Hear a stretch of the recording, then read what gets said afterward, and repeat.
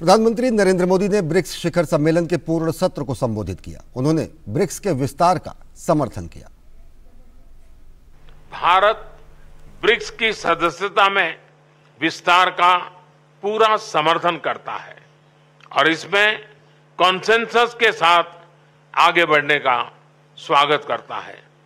2016 में भारत की अध्यक्षता के दौरान हमने ब्रिक्स को building responsive, inclusive and collective solution से परिभाषित किया था।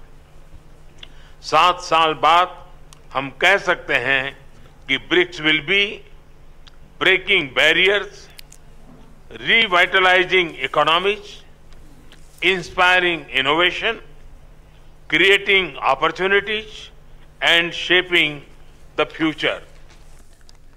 प्रधानमंत्री नरेंद्र मोदी ने ब्रिक्स शिखर सम्मेलन में आमंत्रित ग्लोबल साउथ के देशों का स्वागत किया। उन्होंने कहा कि G20 का theme one earth, one family, one future था और इसी को ध्यान में रखते हुए ये थीम रखी गई।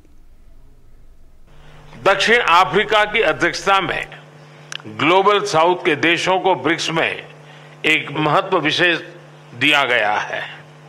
हम इसका हृदय से स्वागत करते हैं। यह वर्तमान समय की मात्र अपेक्षा ही नहीं बल्कि जरूरत भी है।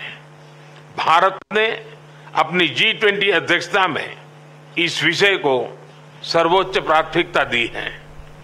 One earth, one family, one future, इस मूल मंत्र पर हम सभी देशों के साथ मिलकर आगे बढ़ने का प्रयास कर रहे हैं। प्रधानमंत्री नरेंद्र मोदी ने ब्रिक्स अंतरिक्ष अन्वेषण समूह पर भी चर्चा की। साथ ही समूह के लिए सुझाव भी मांगे। हम ब्रिक्स सैटेलाइट कॉन्स्टेलेशन पर पहले से काम कर रहे हैं। एक कदम आगे बढ़ाते हुए हम ब्रिक्स स्पेस एक्सप्लोरेशन कंसोर्टियम बनाने पर विचार कर सकते हैं।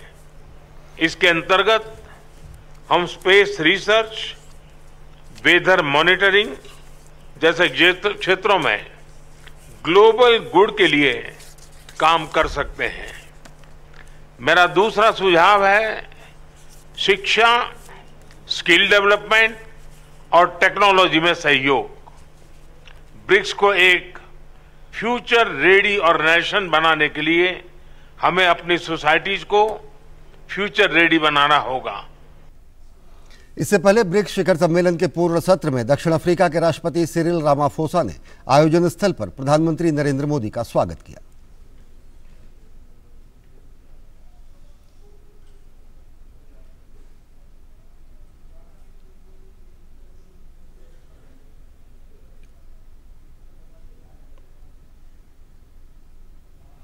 ब्रिक्स शिखर सम्मेलन में ब्राजील के राष्ट्रपति लूला डी सिल्वा, रूस के विदेश मंत्री सर्गेई लावरोव और चीन के राष्ट्रपति शी जिनपिंग हिस्सा ले रहे हैं।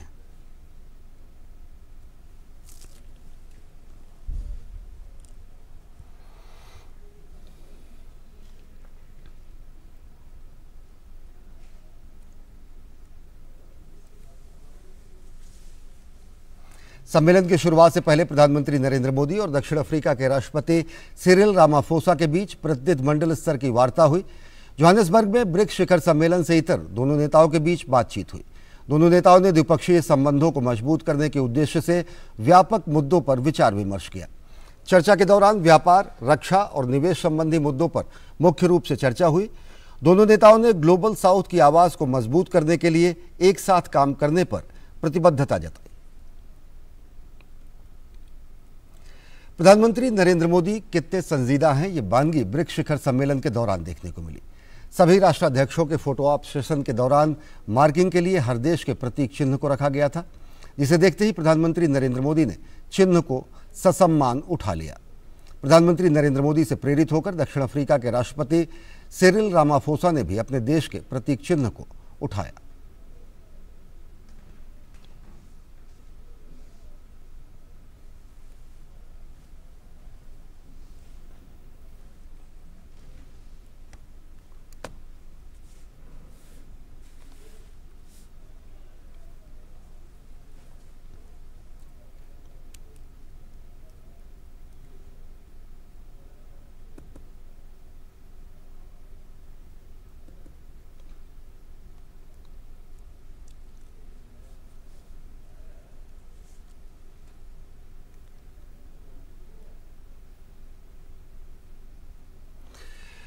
हमारे संवाददाता अरुण शर्मा हमारे साथ जुड़े हुए हैं जोहानिसबर्ग से। अरुण, सबसे पहले ये दृश्य जो हमने देखे कि जिस तरीके से कि किन स्थान पर राष्ट्राध्यक्ष शिखर सम्मेलन में आमंत्रित नेता वहां खड़े होंगे, वहां पर देश के प्रतीक चिन्ह को देखते हुए उसको धरती से उठा लेना और ससम्मान अपनी जेब में रखना बहुत कुछ बयां करता। किस तरीके से प्रधानमंत्री नरेंद्र मोदी राष्ट्र के स्वाभिमान, राष्ट्र के शक्तिबोध, राष्ट्र के सामर्थ्य के साथ साथ राष्ट्र के स्वाभिमान की अभिव्यक्ति का प्रतिपल पूरी दुनिया के सामने स्पष्ट उसकी स्थापना करते हैं। अरुण, फोटो अपॉर्चुनिटीज होती है तो अमूमन होता ही है कि जो लॉजिस्टिकल टीम होती है या फिर जो प्रोटोकॉल टीम्स होती हैं वो नंबरिंग कर देती है कि किस लीडर को कहाँ खड़ा होना होता है। और कई बार ये झंडे भी लगा दिए जाते हैं, लेकिन प्राइम मिनिस्टर नरेंद्र मोदी बहुत सेंसिटिव है इन चीजों को लेकर के। उनके लिए ये मात्र एक झंडा नहीं है या फिर एक फ्लैग नहीं है, ट्राई कलर नहीं है, ये उनके लिए 130 करोड़ जो जनता है उनका एक सम्मान है। और यही वजह थी कि उन्होंने इस चीज को, ये जेस्चर यहाँ पे दिखाया और साफ तौर पर ये जो ट्राई कलर जो एक सिंबॉलिक तौर पर यहाँ रखा हुआ था उसको उठा करके उन्होंने अपनी जेब में डाल लिया। और यही हमने देखा कि जो साउथ अफ्रीकन लीडरशिप थी उनको भी इस बात का रियलाइजेशन हुआ कि जो कुछ वहां पर हुआ वो गलत था और इसके बाद उन्होंने अपना जो फ्लैग था उसे भी उठा करके उसको उठा लिया। तो ये प्राइम मिनिस्टर नरेंद्र मोदी की लीडरशिप दिखाती है कि किस तरह से ये रिस्पेक्ट, डिग्निटी ये होना बहुत जरूरी होता है। और 130 करोड़ की जो आबादी है उनका रिप्रेजेंटेशन वो यहाँ पर इस मल्टीलैटरल प्लेटफॉर्म पर कर रहे हैं, तो उसी को यहाँ पर दर्शाते हुए तो जाहिर सी बात है, इससे पहले भी हमने कई बार कई ओकेजन्स पर देखा है, चाहे आप स्वच्छता की बात कर लीजिए तो आपको याद होगा कि जब प्रगति मैदान के टनल जब इनॉग्रेट हुआ था तो वहां पे गंदगी पड़ी थी, प्राइम मिनिस्टर मोदी ने बिल्कुल बेझिझक होकर के वहां पर एक तरह से जो गंदगी पड़ी थी उसको उठा के अपनी जेब में रख लिया। तो कुछ गलत होता हुआ देखते हैं तो वो उनको एक तरह से रेक्टिफाई करते हैं, जो कहा जाता है कि लीडिंग बाय एग्जाम्पल्स। तो एक तरह से प्राइम मिनिस्टर नरेंद्र मोदी उसी नजीर को पेश करते हैं और यहाँ पर भी हमने वही देखा और pictures speaks louder than words. और वही दृश्यों को हमने आज देखा, प्राइम मिनिस्टर मोदी ने देखा कि जमीन पर एक तरह से झंडा लगाया गया था एक आइडेंटिफिकेशन के लिए, तो उनको प्राइम मिनिस्टर मोदी ने। जी अरुण, निश्चित तौर से ये दृश्य हमारे शक्तिबोध और स्वाभिमान बोध को भी दुनिया के सामने प्रदर्शित करते हैं। अरुण, आपसे जानना चाहेंगे, प्रधानमंत्री ने प्लीनरी सेशन में जो संबोधन दिया उसमें 5 सुझाव भी दिए साफ तरीके से सदस्य देशों के सामने, और नया एब्रिविएशन भी दिया उन्होंने ब्रिक्स का, जिसमें उन्होंने कहा कि breaking the barriers, innovation, revitalising economy और creating and shaping future for the world. किस तरीके से उस संबोधन को और उन 5 सुझावों को देखते हैं सदस्य देश और पूरी दुनिया? अरुण, देखिए, प्राइम मिनिस्टर मोदी, अगेन मैं वही बात कह रहा हूं कि वो इंडिया की ग्रोथ स्टोरी को इस मल्टीलैटरल प्लेटफॉर्म पर हाईलाइट कर रहे हैं। इंडिया की जो ग्रोथ स्टोरी है वो उसकी जो बेस्ट प्रैक्टिसेस है उसको इस मल्टीलैटरल प्लेटफॉर्म पर रख रहे हैं। सबसे पहला जो प्राइम मिनिस्टर मोदी ने जिस बात को कहा कि जो स्पेस एक्सप्लोरेशन को लेकर के कैसे ब्रिक्स देश एक साथ आ सके और कंसोर्शियम बना सके, इस बात को हम सब जानते हैं अश्विनी जी कि अब से कुछ ही देर के अंदर भारत एक इतिहास बनाने की कोशिश करेगा चंद्रयान 3 के माध्यम से। और ये भारत की बहुत बड़ी पावर निकल करके आती है स्पेस के क्षेत्र के अंदर। और इस बात को हम जानते हैं कि इस मल्टीलैटरल प्लेटफॉर्म पर प्राइम मिनिस्टर नरेंद्र मोदी ने स्पेस एक्सप्लोरेशन और कैसे साझा प्रयास किए जा सके, क्योंकि स्पेस की जो रेस है वो इस दशक के अंदर काफी तेज हो गई है। हर देश चाहता है स्पेस रेस के अंदर जीत हासिल करना, लेकिन प्राइम मिनिस्टर मोदी का एक कोलैबोरेटिव अप्रोच है, ऐसे कोलैबोरेशन के साथ में एक कंसोर्शियम बना करके जो तमाम देश हैं, ब्रिक्स जो देश हैं साफ तौर पर, वो एक तरह से आगे बढ़ सके। इसके साथ साथ हमने इस बात को जाना कि जो एजुकेशन हो गया, स्किलिंग हो गया, टेक्नोलॉजी हो गया, इन 3 के माध्यम से कैसे ब्रिक्स देश के जो सिटीजन्स हैं उनको फायदा हो सके, बेस्ट प्रैक्टिसेस का हम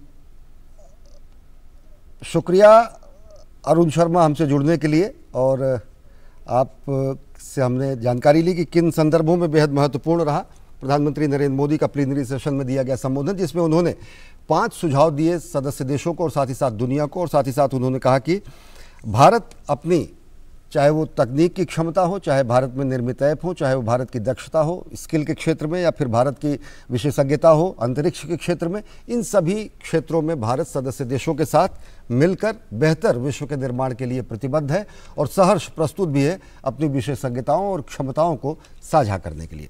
रुक करते हैं अगली खबर की तरफ। प्रधानमंत्री नरेंद्र मोदी ने सम्मेलन से पहले और सम्मेलन के पहले दिन यानी कल BRICS business forum leaders dialogue में हिस्सा लिया। आइए देखते हैं पहले दिन की कुछ प्रमुख झलकियां।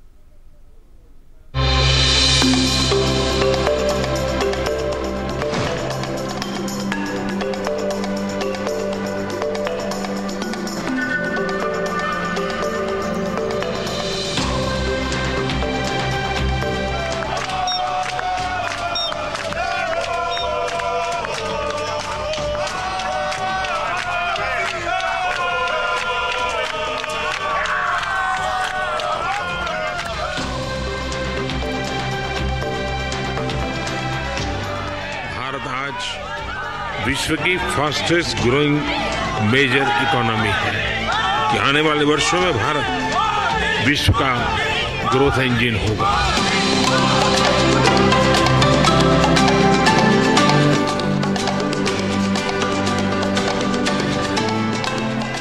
भारत के लोगों ने 2047 तक एक विकसित राष्ट्र बनाने का संकल्प लिया है।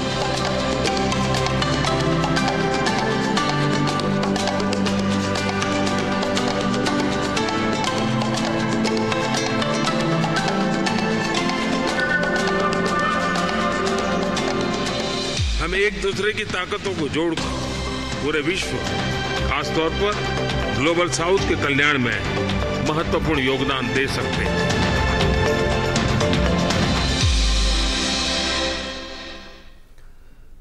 और ब्रेक